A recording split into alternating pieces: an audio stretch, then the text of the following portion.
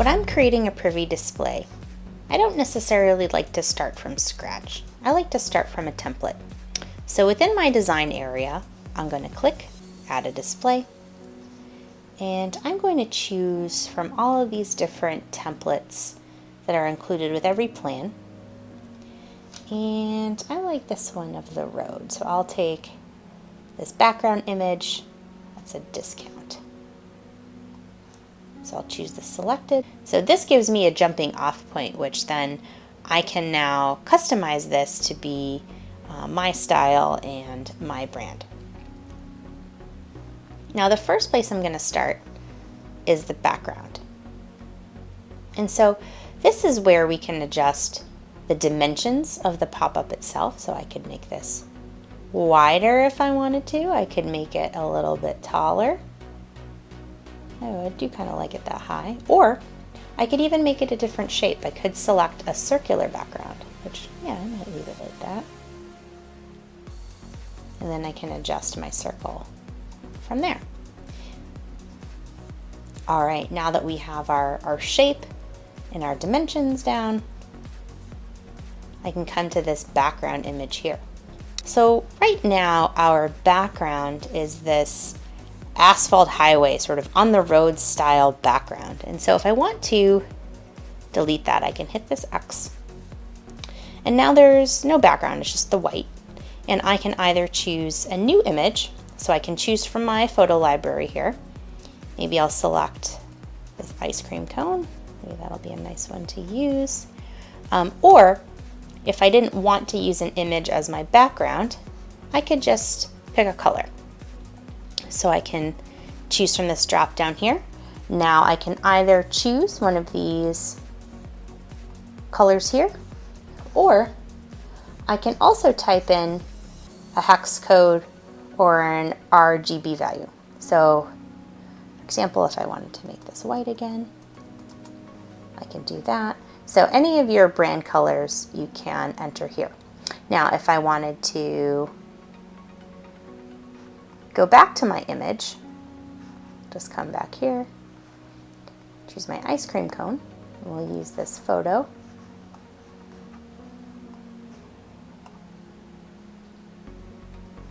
And so we have that in the background now.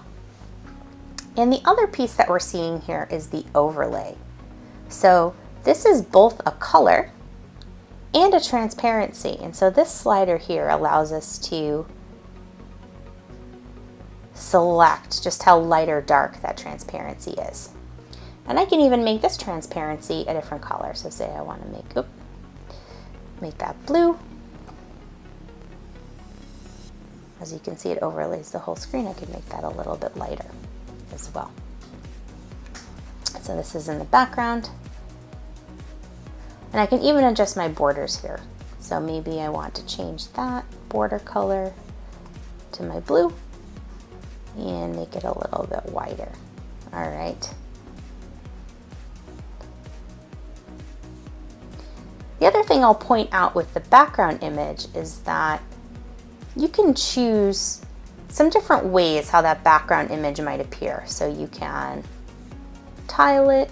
If you're trying to fit your image into the dimensions that you've chosen for the background, there are some options here in terms of you can choose the original size, you can choose to contain it, you can choose to cover, or you could choose to stretch. And you can see how by choosing these different options, you're sort of changing the dimensions of the background image itself. So I think the cover probably looked best. Yeah, there we go.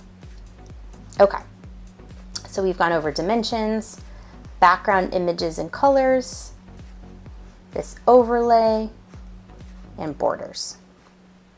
So those are the basics. That's where we want to start. Now we can get into some of our other elements. All right, so one other element that you might have noticed right away is this rectangle. And so essentially we're using this rectangle as a shading element. And I'll show you what I mean. If I were to say delete it, it's kind of hard to read that text because we have light text and a light background. But we can make that a little bit easier to read by adding a rectangle.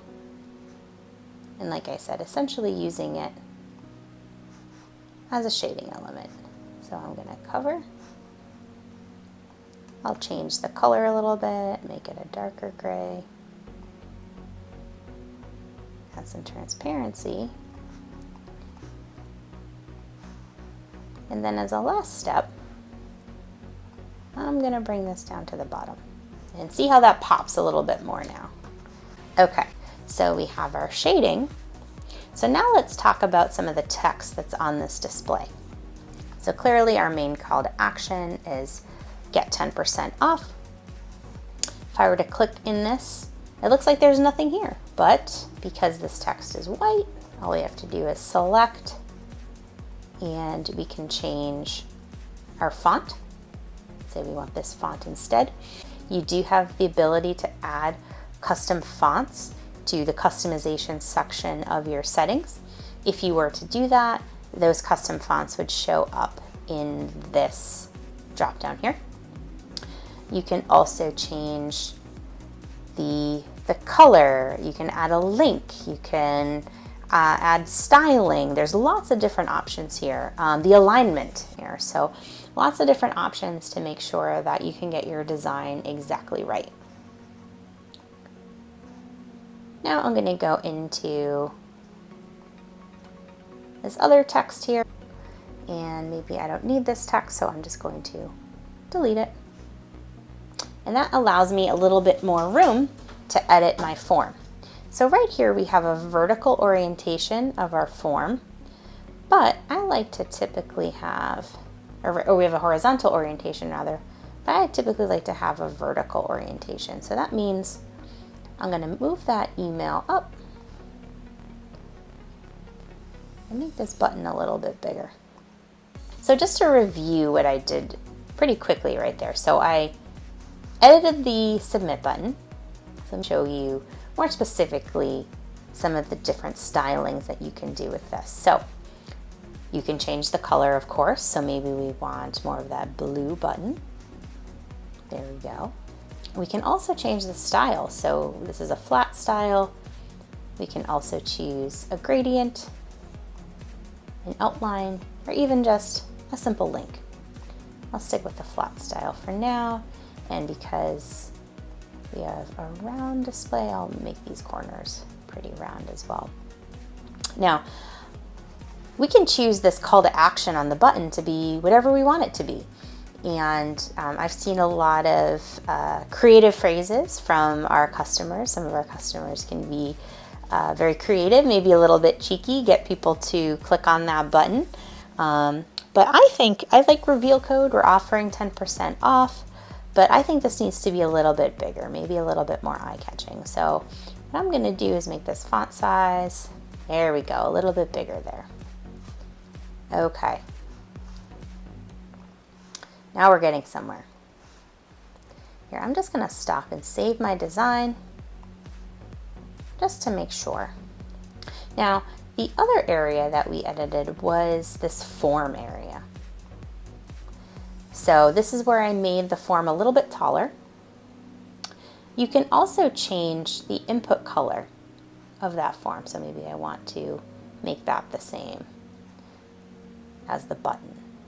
Kind of like the white. We'll stick with the white for now. You can also change the color of the text, both the input and the placeholder. So let's make the placeholder the same color. And as the input text is the color that it is that when someone starts to type in their actual email, I typically like to keep those the same. And I can even make this font size a little bit bigger. Now, just to note, you can change what this placeholder text is. The default is just email, and I'll show you where we can do that. We have to come out of the designer to change over that text, but I think it's important to show you. You would do that in the form itself. So say I wanted this to be enter your email, or maybe I wanted to have email in a different language or something else. I could certainly change that field label in the form area here. So think of it like this. The field label is in the form, but the field styling is in the design. So see, now we have enter your email here, and I'm going to come back in my design and finish up with the form styling. Now we have a few other elements on this pop-up. We have this text here, which essentially says by completing this form, you are signing up to receive our emails and can unsubscribe at any time.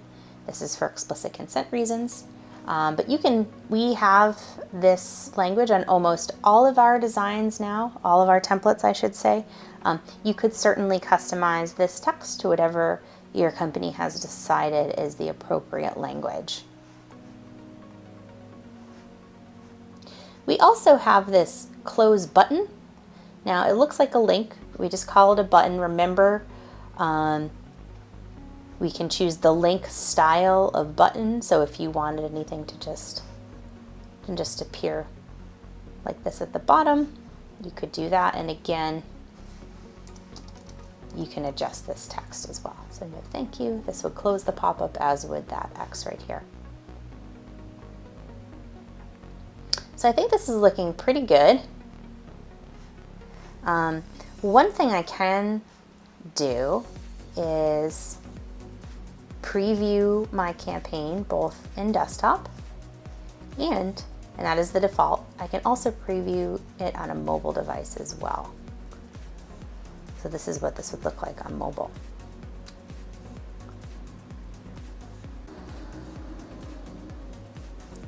Now there's one last thing, or rather two more things I want to talk about with the design. One is adding custom HTML. You have the ability to use custom HTML in your designs, and I will point out that this custom HTML area also accepts JavaScript, so you can do some really interesting things, and we'll certainly show some examples of real customers and what they've done with Privy in the wild. And some of them will have used HTML, some of them will not have, but certainly if you have the skill set, or if you have the skill set internally at your company, this is certainly something that you can utilize. And again, if you have that commerce level plan, you can utilize this HTML here. But I'll just delete it for now. So I just certainly wanted to point that out, that was an option. Now the last thing I'll point out is this tab. So what is a tab? If I were to say I was a visitor on your site and I didn't want to sign up for this campaign, maybe I just clicked X and I continued browsing.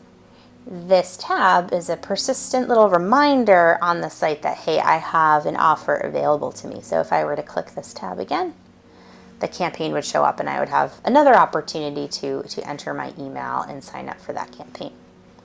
Now, you certainly don't have to have a tab, so I could choose no tab and there would be nothing. I could also choose these different styles if I wanted to have a tab. So if I chose floating, the default image is this little envelope here, but I can customize that. So say I wanted it to be this marketing hero mug, for example. I could choose that. I can also change the position. So these days, a lot of customers have chat bots and other things on their site that may be taking up some real estate. So let's use the rounded version as our example here.